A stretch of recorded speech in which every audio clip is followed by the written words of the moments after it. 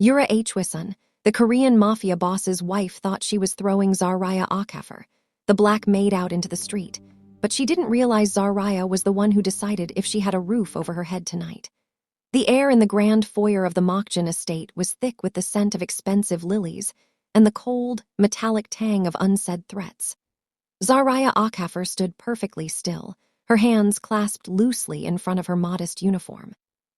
She didn't flinch when Yura Hwisun's silk sleeve whipped through the floor, a manicured finger pointed inches from Zariah's nose.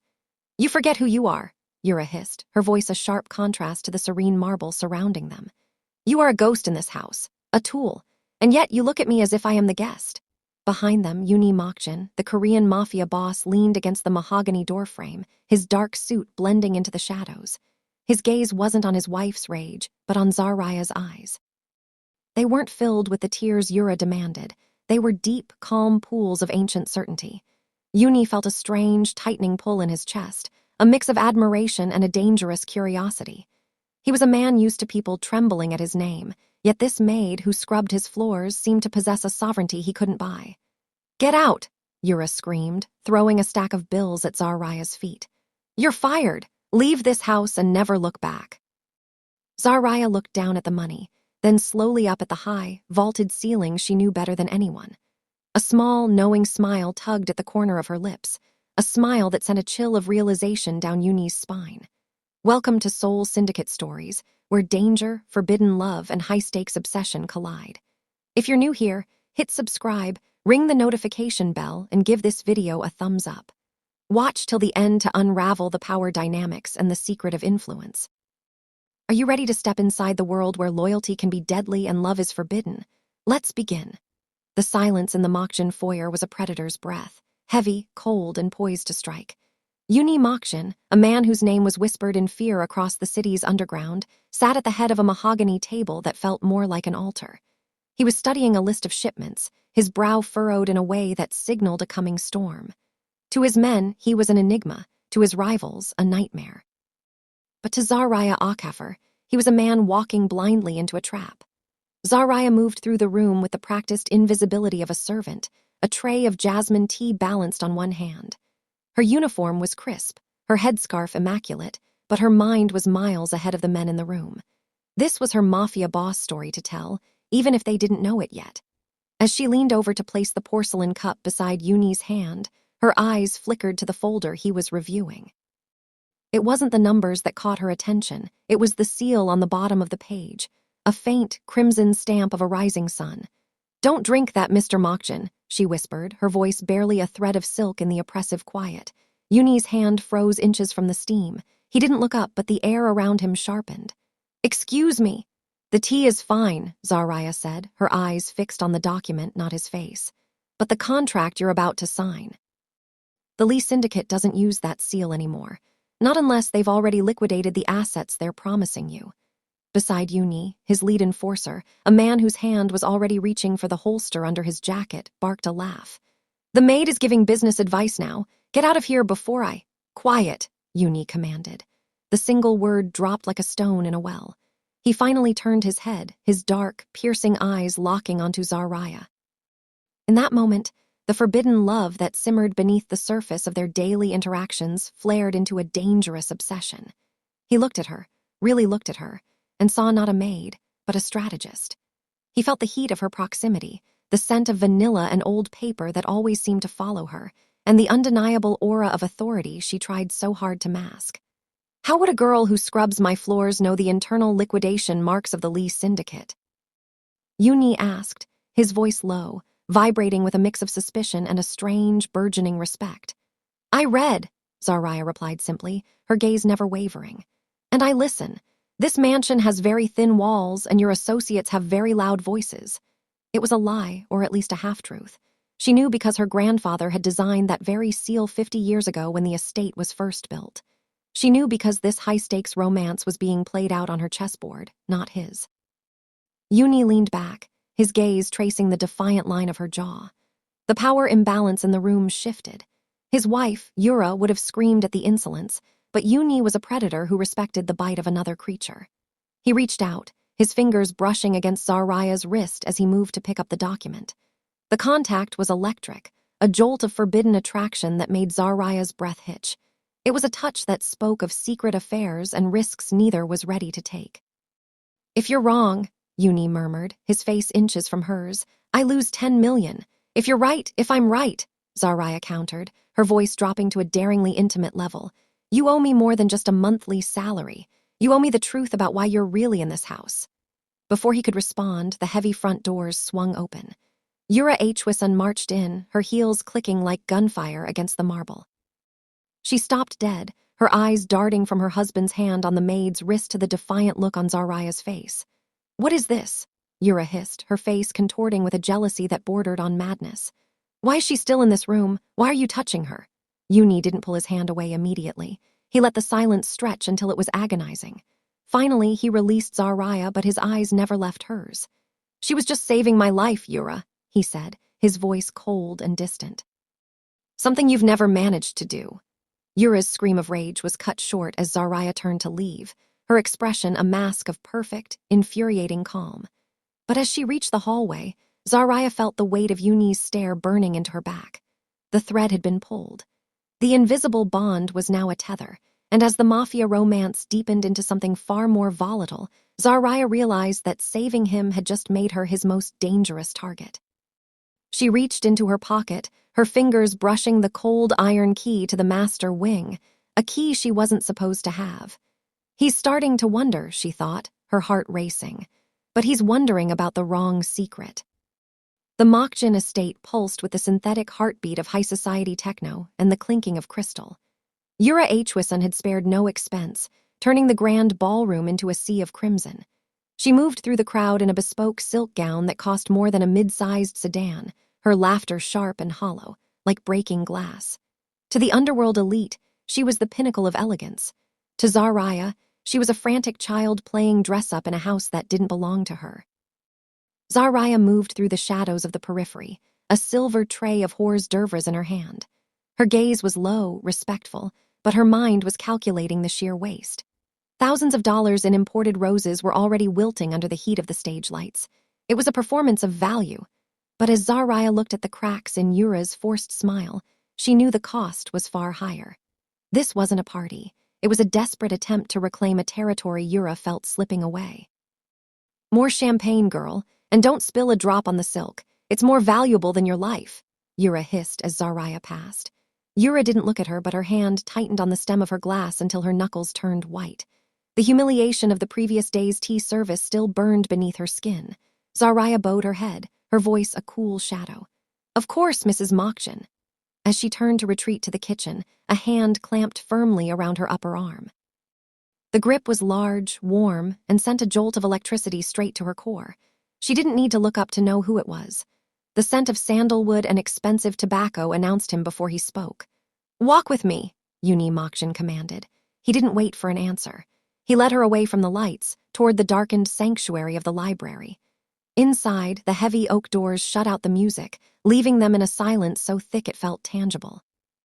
The mafia boss story usually placed the woman at the man's feet, but here, in the dim glow of the green desk lamp, the power shifted. Yoonjae stood too close, his presence a dangerous obsession that threatened to consume the small space between them. "You saved me from a bad deal yesterday," he said, his voice a low vibration that Zariah felt in her chest. He reached out, his thumb tracing the line of her jaw with a touch that was agonizingly slow. "My wife thinks you're an insolent servant. My men think you're a lucky spy, but I see the way you look at the paintings in this hall. You look at them like you remember the artist's hand." Zariah's breath hitched. The forbidden love she had tried to bury beneath layers of duty flared up, unbidden and raw. "I just appreciate history, Mr. Mokjin." "You are history," he whispered, his eyes dark with a forbidden attraction that bordered on hunger. He stepped closer, pinning her between his body and the heavy library table. "There is a secret in your eyes, Zariah. It haunts me. It makes me want to burn this whole facade down just to see what you're hiding underneath." The high-stakes romance of the moment was interrupted by the sound of a heavy thud outside. Yoonjae's hand instantly dropped to the weapon at his hip, his protective instincts overriding his desire. He pulled Zariah behind him in a single, fluid motion, a powerful protector shielding his most valuable asset. The library door creaked open. Yura stood there, her red dress looking like a fresh wound in the doorway.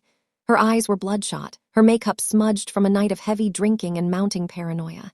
She looked at her husband, then at the maid standing in his shadow. "I knew it," Yura breathed, her voice trembling with the weight of a secret affair she had finally caught in the act.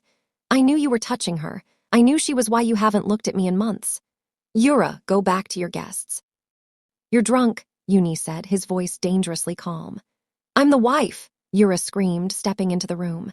She snatched a heavy crystal decanter from the side table and hurled it. It missed Zariah by inches, shattering against the bookshelves. "I'm the one who belongs here, not this. This thing." Zariah stepped out from behind Yoonjae. She didn't look afraid. She looked weary. She looked at the red wine soaking into the expensive Persian rug, her rug. "You're right about one thing, Yura," Zariah said, her voice dropping to a terrifyingly steady register. "One of us doesn't belong here, but you've spent so much time looking down at the floor you never bothered to check who owns the foundation." Yura lunged forward, her hand raised to strike, but Yoonjae caught her wrist midair. His face was a mask of cold fury. "Don't," he warned, but the real threat wasn't Yoonjae's grip. It was the sound of a car pulling into the driveway, a black sedan with the seal of the city's historical society and a legal firm. Zariah checked the watch hidden beneath her sleeve. Midnight. "The lease is up, Yoonjae," Zariah murmured, loud enough only for him to hear. "And I don't think I'm going to renew it." The front doorbell chimes, a funeral knell for the Mokjin family's status and the beginning of Zariah's reign.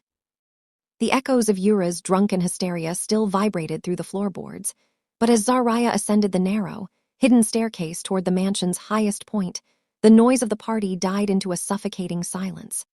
This was the spine of the house, a passage skipped by the cleaners and ignored by the Mokjin enforcers. At the top stood a heavy door of reinforced oak, unmarked and forgotten. Zariah reached into the hidden pocket of her apron, her fingers curling around a key that felt cold enough to burn. It wasn't the master key given to the staff. It was a heavy, antique piece of iron, forged long before the Mokjins had even heard of this country. She turned the lock. The click was a gunshot in the quiet. Inside, the attic didn't smell of dust or decay. It smelled of cedar, expensive oil, and the lingering phantom of a perfume Zariah had known in her childhood. This wasn't a storage room. It was a sanctuary. Sunlight from a high dormer window fell across a series of portraits. One, larger than the rest, depicted a black woman in the late 1800s, dressed in royal gold, her hand resting on the very mahogany table that now sat in Yoonjae's office. Zariah traced the frame, her breath hitching. This was the root of her dangerous obsession with this estate. It wasn't just about the bricks and mortar, it was about the blood that had paid for them. "So, this is where the ghost goes when she wants to stop haunting my hallways." The voice was low, gravelly, and dangerously close. Zariah didn't jump. She didn't have to turn around to know that Yoonjae Mokjin had followed her. She felt the sudden drop in air pressure as he stepped into the small room, his massive frame dwarfing the entrance. "You're a long way from the kitchen, Zariah," he murmured. He didn't sound angry. He sounded fascinated.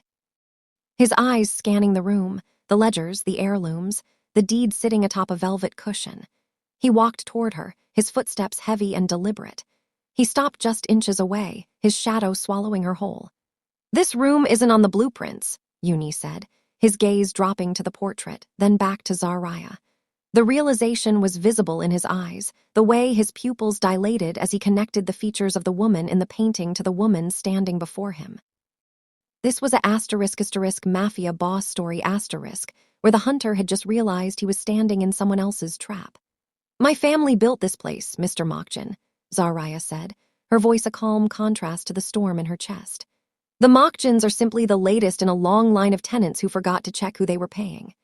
Yoonjae reached out, his hand hovering near her neck, his fingers twitching with a forbidden attraction he could no longer suppress. He didn't grab her, he merely grazed the skin above her collar, a gesture of terrifying intimacy. "You've been watching me, watching my wife humiliate you. Why? You could have ended us with a single phone call." "I wanted to see who you were when you thought no one was looking," she whispered. The distance between them vanished as he leaned in, his breath warm against her ear. The forbidden love they were dancing around felt less like a romance and more like a surrender. "And what did you find?" he asked, his voice dropping to a seductive growl. "A man who is tired of being a monster," Zariah replied. And a man who is about to lose everything if he stays loyal to the wrong woman. Yoonjae's hand tightened, his palm finally cupping her cheek, his thumb dragging across her lower lip. It was a *** high-stakes romance * played out in the dark, a *** secret affair * of souls. For a second, the world outside, the mafia, the money, the red dress downstairs didn't exist. Then the floorboards outside the door groaned. Yoonjae! Yura's voice was thin, sharp with suspicion. I know you're up here, I know you're with her. Yoonjae didn't pull away. Instead, he looked at Zariah with a gaze that was both a promise and a threat. He reached over her shoulder and picked up the deed, his eyes scanning the owner's name. If I open this door, Yoonjae whispered, his face inches from hers, the world as we know it ends. She'll call for the guards, they'll see this room, they'll see you. Let them see, Zariah challenged, her hand covering his on the door handle. It's time they knew whose house they're standing in. Yoonjae turned the handle, but before the door swung open, he leaned down, his lips brushing hers in a brief, searing kiss that tasted of salt and revolution. Then let's burn it down, he whispered. The door flew open, and the light from the hallway hit Yura's face, not with the look of a wife catching a cheater, but with the look of a woman who had just seen her own executioner. Behind her, 3 of Yoonjae's most loyal enforcers stood, guns drawn, their eyes wide as they looked past Yura and into the hidden history of the Okafor estate. The aftermath of the attic confrontation hung over the mansion like a thick, suffocating fog. Yura had been escorted to her quarters, her screams of treason echoing until they were muffled by heavy oak doors.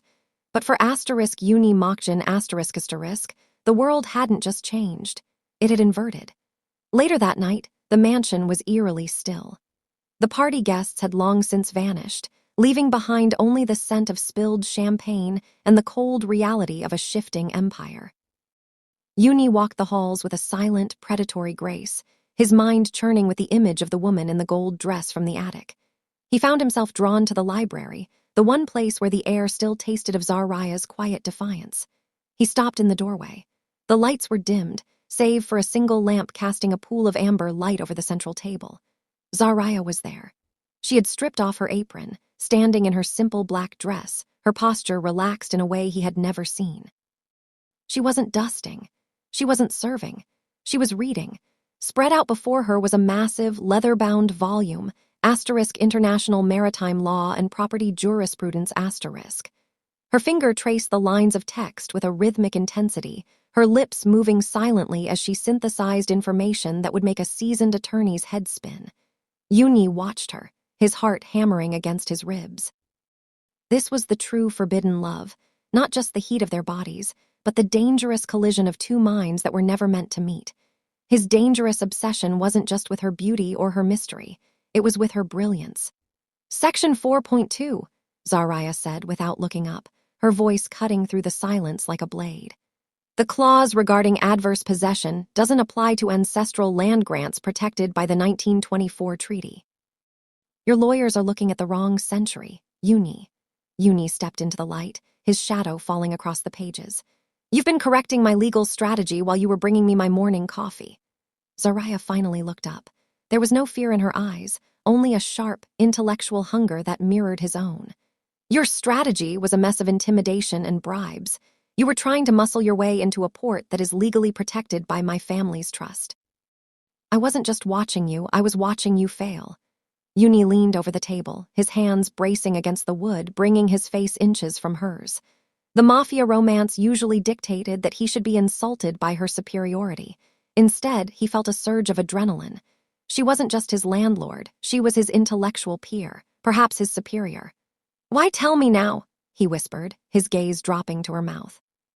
The forbidden attraction was a physical weight between them, a magnetic pull that threatened to snap the last of his restraint. You could have let me walk into that courtroom and lose everything. You could have watched the Mokjin name burn. Zariah stood her ground, her breath hitching as he moved even closer. The scent of his expensive cologne mixed with the old paper of the library, creating an intoxicating, high-stakes romance atmosphere. Because I don't want the Mokjin name to burn, she confessed, her voice trembling for the first time. I want to see what happens when a man like you finally has a partner instead of a puppet. Yoonjae's hand reached out, not to strike or to lead, but to tentatively cover hers on the open book. His skin was hot against her cool palm. "A secret affair of the mind," he murmured, his thumb tracing the veins in her wrist. "Is that what this is, Zariah? A game of chess played in the dark?" "It's not a game anymore," she whispered. The moment was shattered by the sharp vibration of Yoonjae's phone on the table. He glanced at the screen, a message from his underboss. "The syndicate knows about the girl. They're coming for the deed." Yoonjae's face hardened, the mafia boss story reclaiming its violent tone. He looked at Zariah, his grip on her hand tightening not in a threat but in a desperate promise of protection. "They know," he said, his voice cold. "And they don't care about treaties or 19th century law." Zariah didn't flinch. She closed the heavy book with a decisive thud. "Then it's a good thing I've already moved the original documents." Yoonjae stared at her, a dark smile tugging at his lips. "Where?" Zariah leaned in, her lips brushing his ear in a ghost of a kiss that promised both salvation and ruin. "The only place your men are too afraid to go." Before he could ask, the sound of tires screeching on the gravel outside tore through the night. The first crack in the mansion's defenses had arrived. The morning sun filtered through the high windows of the dining hall, but the light brought no warmth to the Mokjin estate. The air was brittle, ready to shatter. Yoonjae Mokjin sat at the head of the table, his coffee cooling untouched as he watched Zariah move with a poise that now felt like a silent declaration of war. Every time her eyes met his, the memory of their library encounter, the forbidden love and intellectual fire, pulsed between them like a live wire. The peace was decimated by the sound of Yura's heels striking the marble. She didn't enter the room, she invaded it. Her hair was slightly unraveled, her eyes bloodshot with a mix of wine and a dangerous obsession with reclaiming her fatting dominance. Behind her, 3 high-ranking lieutenants stood awkwardly, caught in the crossfire of a failing marriage. "Search her," Yura barked, her voice cracking with hysterical authority. Yoonjae's gaze sharpened, his posture shifting into that of a predator. "Yura, enough." "It's not enough," she screamed, lunging toward Zariah. She held up a velvet-lined box, empty save for a single, glittering diamond earring. "My grandmother's legacy, the blue solitaire. It's gone. And I found the mate in the servants' quarters, tucked under a mattress that shouldn't even be in this house." Zariah didn't flinch. She stood holding a silver pitcher, her expression so vacant of fear that it seemed to drive Yura into a deeper frenzy. This was the classic mafia boss story trope, the framed innocent, but the roles had shifted. Zariah wasn't the victim, she was the observer. "You think your pride protects you?" Yura hissed, stepping into Zariah's personal space. She reached out, roughly grabbing the collar of Zariah's uniform. "You're a thief, a common, gutter-born thief. You've been stealing from us since the day you walked in, stealing jewelry, stealing glances at my husband." The mention of the secret affair made the lieutenants shift uncomfortably. Yoonjae rose from his chair, his movement slow and terrifying. "Release her, Yura. No, I want her stripped and searched. I want her humiliated the way she's humiliated me." Yura turned to the men. "Do it, now." The men hesitated, looking at Yoonjae. The high-stakes romance was now a public scandal. Zariah slowly set the pitcher down on the white linen cloth. She looked at Yura's trembling hand on her collar, then up at the woman whose world was built on sand. "You're looking for something that was never yours, Yura," Zariah said, her voice a low, melodic contrast to Yura's screeching. "You admit it," Yura gasped. "I admit that the blue solitaire was never your grandmother," Zariah countered. "It was part of the Okafor collection, looted during the 1920s upheaval and purchased by your family's associates. You didn't lose a diamond. You lost a piece of evidence." Yura's hand dropped. The silence in the room became absolute. Yoonjae took a step forward, his heart hammering with a mix of forbidden attraction and a dark, possessive pride. He realized Zariah wasn't just defending herself. She was dismantling his wife's entire lineage in front of his soldiers. "Search her!" Yura shrieked again, sensing the shift in the room's loyalty. She reached into her own pocket and pulled out the matching earring, thrusting it toward Zariah's face. "Explain why this was in your room." "Because I put it there." A deep, cold voice vibrated through the hall. Everyone turned to Yoonjae. He walked toward Zariah, not Yura. He stopped so close to the maid that their breath mingled, a public display of mafia romance that signaled the end of his marriage. He reached out, his fingers brushing Zariah's jaw before he took the diamond from Yura's shaking hand. "I gave it to her," Yoonjae lied, his voice echoing with the finality of a death sentence. Consider it a down payment on a debt I can never fully repay. Yura staggered back, her face draining of color. The public insult was complete. Her husband had chosen a servant over her in front of the men who kept them in power. But Zariah didn't look triumphant. She looked toward the foyer, where the sound of heavy boots and the clicking of safety catches signaled a new arrival. The syndicate hadn't waited for the legal documents. They had come for the woman who knew too much. "Yoonjae," Zariah whispered, her hand instinctively finding the hidden holster at his hip. "The front gate is down." The massive stained glass windows of the dining hall shatter inward, and the first flashbang grenade skitters across the floor toward the woman who owned the house, and the man who was prepared to die for her. The smoke from the flashbang grenade cleared, but the air remained choked with the acrid scent of sulfur and shattered glass. In the center of the wreckage stood Yura Hwisun, her pink silk gown stained with the red wine she had hurled only moments before. She looked like a dying star, collapsing under the weight of her own fatting gravity.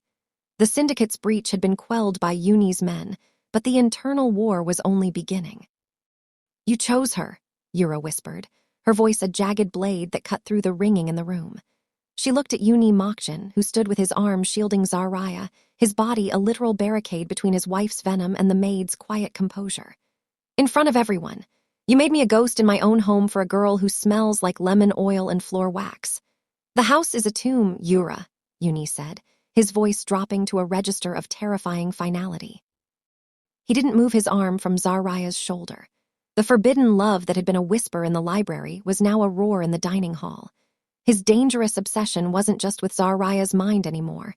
It was with the way she remained the only still point in his violent world.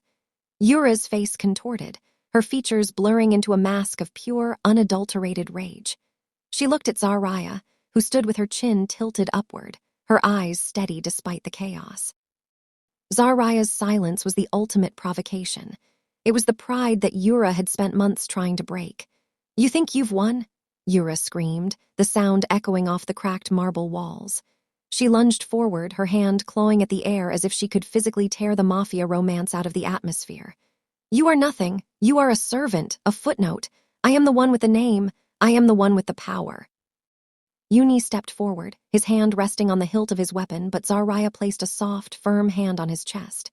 It was a gesture of immense intimacy, a secret affair of touch that made the lieutenants in the room draw a collective breath. She didn't need him to fight this battle. "Your power is a lease, Yura," Zariah said softly, "and the term has ended." "Get out," Yura shrieked, the words tearing from her throat. "You are fired. I want you stripped of that uniform and thrown into the street. I want you to leave with nothing. Do you hear me? You are fired. Get out of my house." The words hung in the air, vibrating against the shattered, stained glass. It was the high-stakes romance climax the audience had been waiting for, the before-but moment where the hierarchy felt absolute. Yura stood panting, her pink dress fluttering in the breeze from the broken windows, believing she had finally exercised the only authority she had left. Yoonjae looked at Zariah, his eyes filled with a pained, forbidden attraction. He looked ready to burn the city down to keep her there. But Zariah didn't move toward the door. Instead, she reached into the hidden pocket of her apron and pulled out a small, leather-bound folder that had survived the blast. She didn't look at Yura. She looked at the 3 mafia lieutenants who stood by the door, the men who actually held the keys to the syndicate's loyalty. "I'll leave," Zariah said, her voice dropping to a low, melodic chime that commanded the room. "But as I told your husband, I'm taking the deed with me. And since the Mokjin Corporation has defaulted on the last 3 months of the maintenance tax to the Okafor Trust, this property is now under immediate repossession." She opened the folder, revealing the gold-embossed seal of the city's oldest land grant office. "You aren't firing me from your home, Yura," Zariah said, stepping over a shard of glass with the grace of a queen. "You're being evicted from mine." The silence that followed was more violent than the grenade. Yoonjae's hand fell away from his gun. He looked at the document, then at the woman he had tried to protect, realizing he was standing in the presence of the true architect of his life. "The locks change at sunset," Zariah added, her gaze finally meeting Yoonjae, with a heat that promised a new, more dangerous chapter of their mafia boss story. But as she turned to head toward the grand staircase, the sound of a secondary detonator clicked from the foyer. The syndicate hadn't just come for the deed. They had rigged the foundations. "Zariah, get down!" Yoonjae roared. The floor beneath the grand staircase groans and begins to tilt, the pink fire of Yura's rage meeting the literal fire of a betrayal that went deeper than any of them knew. The secondary explosion didn't bring the house down, but it severed the last thread of civility holding the room together. Plaster dust rained from the gilded ceiling, coating Yura's pink silk in a fine, ash-like powder. Through the haze, the silhouettes of the mafia lieutenants stood frozen, their weapons half raised, caught in the gravitational pull of a revelation that threatened to rewrite their world. Zariah didn't move. She didn't seek cover. She stood in the center of the debris with a regal stillness that made the mafia boss story feel like a historical epic. But its weight was already felt by everyone in the room.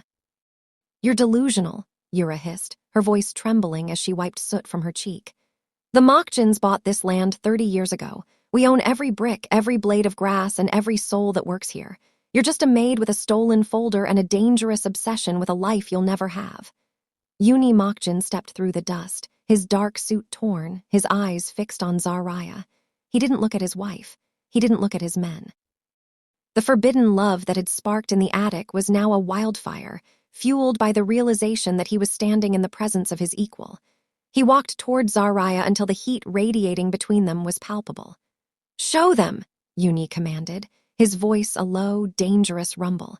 He wasn't telling her to prove her worth. He was telling her to claim her throne. Zariah slowly opened the folder. She pulled out a sheet of parchment so old it looked like dried skin, the edges charred by time but the ink still bold. Below it, a crisp, modern document bore the holographic seal of the National Land Registry. "This," Zariah began, her voice echoing with a haunting clarity, "is the original 1884 land grant. It was issued to Elijah Okafor, my great-great-grandfather, for services rendered to the crown that your family's predecessors helped overthrow. This land was never for sale. It was held in a perpetual trust." She stepped toward the lead lieutenant, the man who had served the Mokjins for 2 decades. She held the document inches from his face. "Read the signature on the 99-year lease your corporation signed 20 years ago," Zariah whispered. "It isn't a purchase agreement. It's a rental contract, and the landlord isn't a shell company in the Caymans." "Okafor Estate." The lieutenant's eyes darted across the page. His face went pale, his hand visibly shaking as he lowered his firearm. The power shift was instantaneous. The high-stakes romance was now a legal and lethal reality. "The lease expired at midnight," Zariah continued, turning back to Yura, whose mouth was agape in a silent scream of disbelief. "And because of the syndicate's violent breach, which you facilitated by compromising the security gates, the morality clause has been triggered. Total repossession, effective immediately." Zariah let the documents fall onto the dust-covered mahogany table. The drop-the-mic moment was a heavy, physical thud that signaled the end of the Mokjin era. "I'm not fired, Yura," Zariah said, her eyes flashing with a cold, triumphant light. "But you are trespassing. Guards escort the former mistress to the gate." Yoonjae's men didn't move to protect Yura. They looked at the documents, then at the woman who owned the ground beneath their boots. Slowly, one by one, they bowed their heads, not to the mafia boss, but to the landlady. Yura let out a broken, animalistic cry and lunged at Zariah, but Yoonjae caught her by the waist, pinning her back. The forbidden attraction he felt for Zariah was now eclipsed by a fierce, protective pride. "It's over, Yura," Yoonjae said, his voice devoid of emotion. "Take what's left of your things and go." But as the guards finally took Yura's arms to lead her away, a low, rhythmic thudding began to vibrate through the floorboards, the sound of heavy-lift helicopters. Zariah looked at Yoonjae, the secret affair of their glances turning into a shared realization of doom. "The syndicate didn't come for the house," she whispered. Yoonjae gripped her hand, his fingers interlacing with hers in a desperate, final act of mafia romance. "They came for the woman who owns it." The windows didn't just shatter this time, they exploded as thermal charges went off. The ceiling began to groan, and a red laser dot appeared on the center of Zariah's chest. The red laser dot danced across Zariah's heart like a blood star, but she didn't flinch. She stood amidst the dust of her ancestors, her hand still anchored in Yoonjae Mokjin's grip. The roar of the syndicate's helicopters outside was a deafening reminder that the world didn't care about deeds or lineage, only about who survived the night. Yoonjae's world was fracturing. Every instinct he possessed as a leader shouted that he should be directing his men, securing the perimeter, or salvaging his crumbling reputation. But his eyes were locked on Zariah. He looked at the woman he had treated as a ghost, realizing she was the only solid thing he had ever known. His wife's vanity, her petty jealousy, and her obsession with status had invited this wolf to their door. Yura hadn't just fired a maid. She had attempted to sever the head of the house's true owner, and in doing so, she had signaled their vulnerability to the entire underworld. "Yoonjae!" Yura shrieked from the grip of the guards, her voice barely audible over the rotors. "Do something! Kill her! She's taking everything! My status, my name!" Yoonjae finally turned his head. The look he gave his wife wasn't one of anger, but of chilling, hollow realization. "You never had a name, Yura," he said, his voice cutting through the mechanical thunder. "You were just a guest who stayed too long and insulted the hostess." With a sharp motion, he pulled Zariah flush against his chest, his large hand shielding the back of her head as he dragged her behind a reinforced marble pillar. The forbidden love that had been a quiet spark was now a blinding fire. He could feel her heart racing against his ribs, a frantic, rhythmic proof of life. "They aren't here for the land, Zariah," he whispered, his breath hot against her ear as bullets began to chew into the other side of the pillar. "They're here to erase the only person who has a legal claim to the syndicate's headquarters.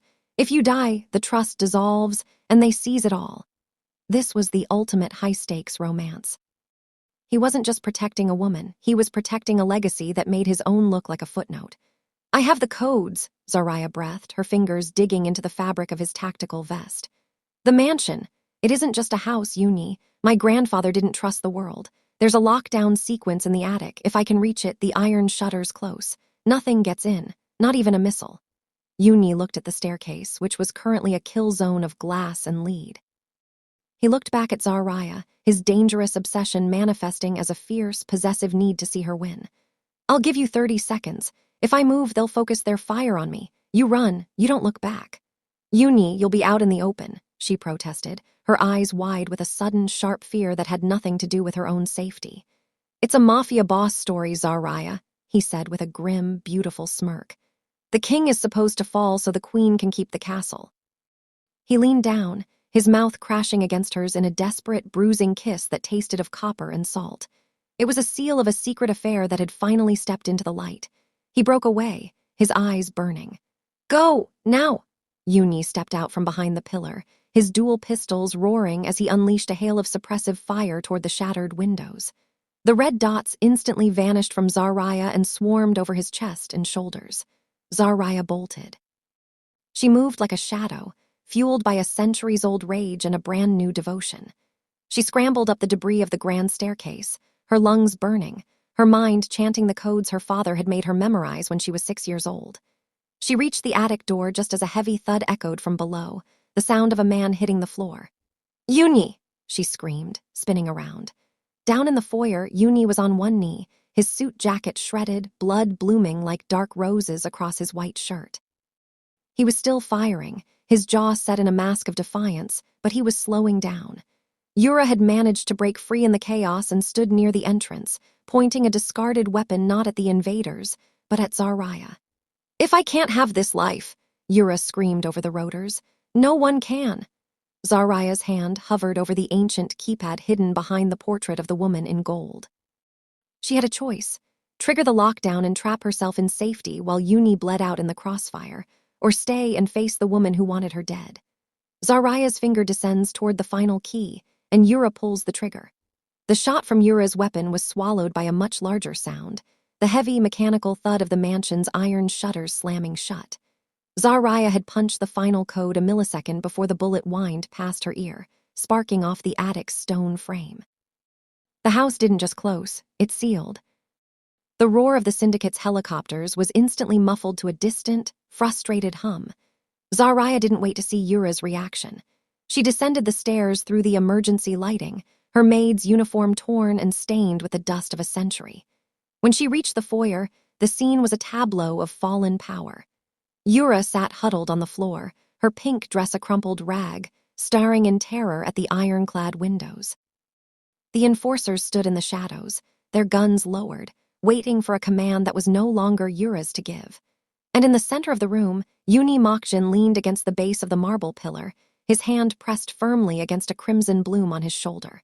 He looked up as Zariah approached, his eyes glazed with pain but burning with a dangerous obsession that had only deepened through the fire.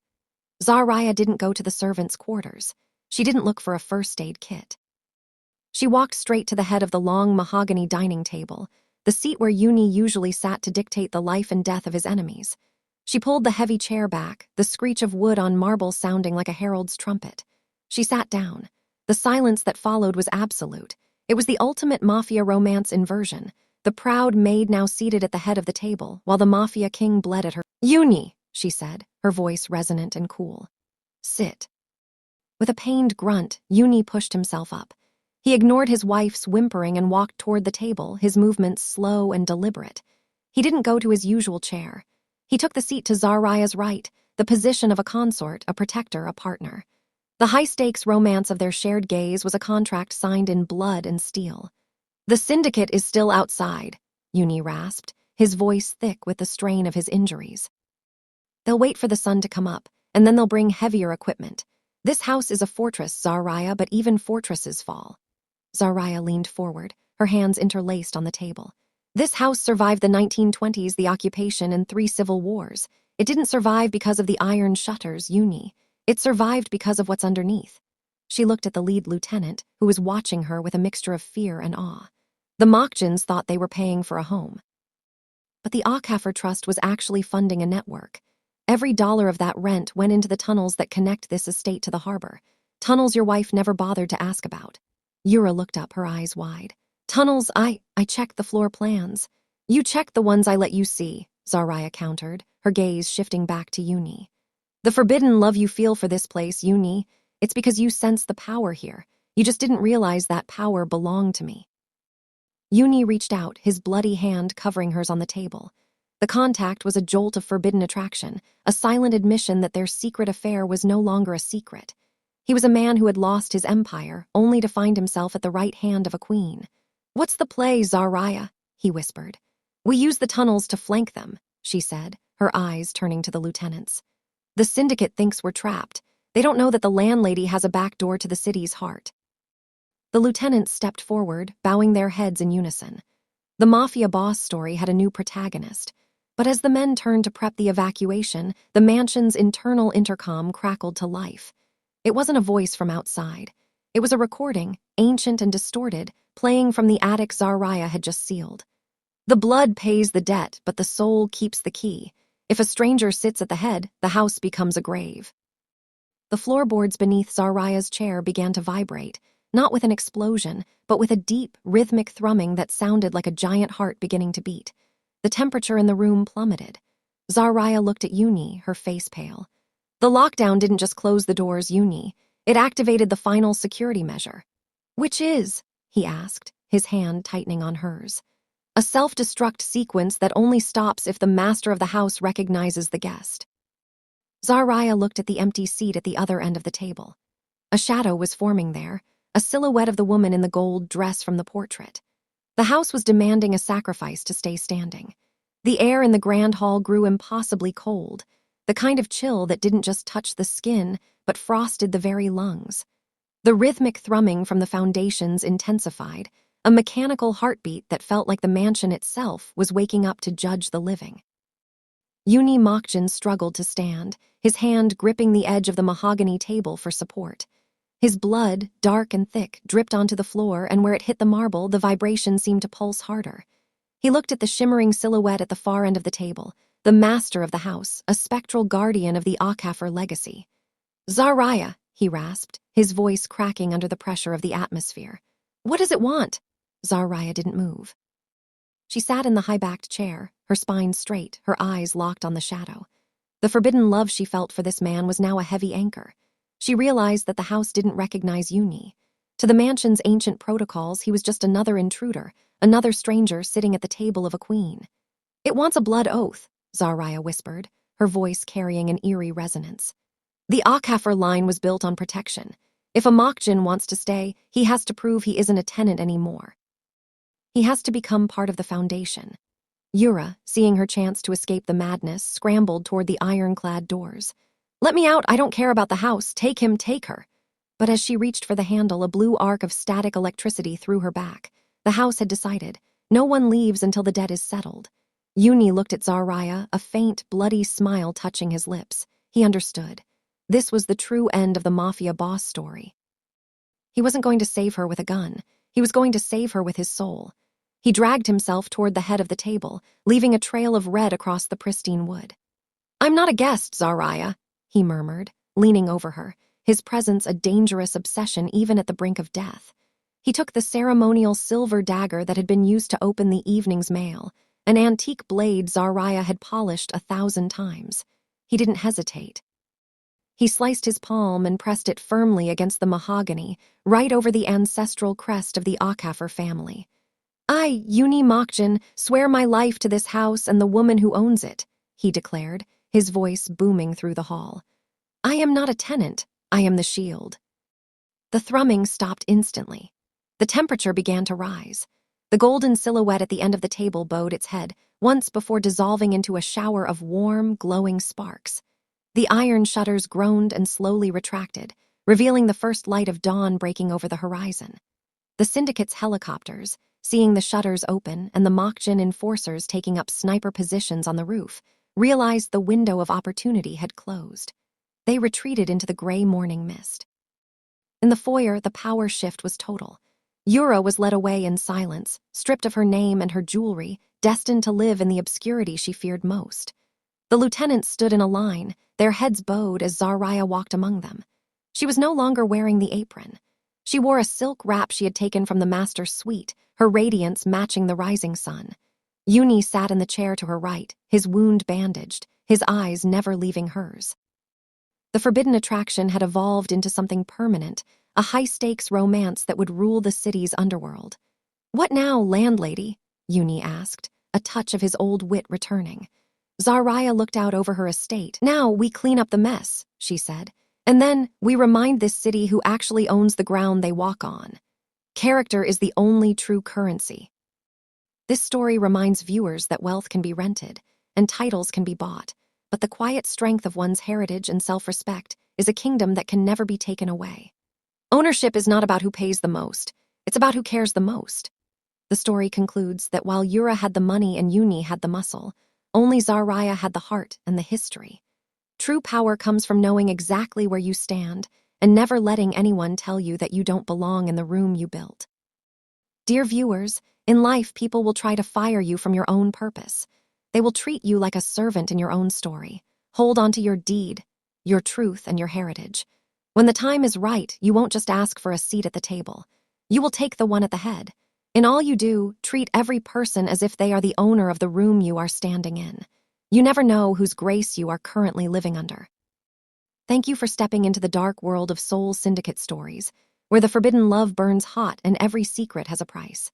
If this episode keeps your heart racing, don't forget to subscribe, like, and share so you never miss another story of dangerous romance, betrayal, and obsession. Which character in the story owned your attention? The Korean mafia boss, the innocent Black Maid, or the Korean mafia wife? Tell us in the comments what shocked you most and what you think about the story. Your thoughts inspire our next Korean mafia romance and help shape the twists ahead. Here, loyalty can kill, desire can destroy, and love can rewrite destiny. Turn on notifications because the next story will dive even deeper into a world where trust is fragile, enemies wear smiles, and one kiss can spark a war. Tell us in the comments where you're watching from. We love connecting with our audience around the globe. Until we meet again, stay safe, stay curious, and stay with Soul Syndicate stories. Thanks for watching to the end.